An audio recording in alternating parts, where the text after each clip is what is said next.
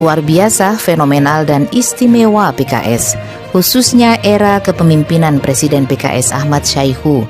Lebih dari 100 purnawirawan TNI dan Polri yang berjiwa patriotik bergabung dengan PKS.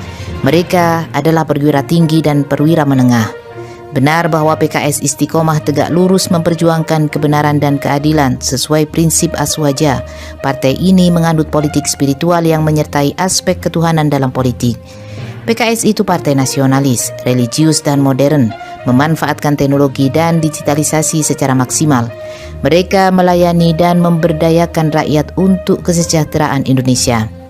Karena itu kami berharap seluruh rakyat Indonesia dengan kesadaran, kedewasaan serta tulus ikhlas hanya semata-mata menggapai ridho Allah Subhanahu wa taala untuk caleg PKS yang amanah, siddiq, fatonah dan tarbiyah serta memilih capres-cawapres yang diusung PKS pada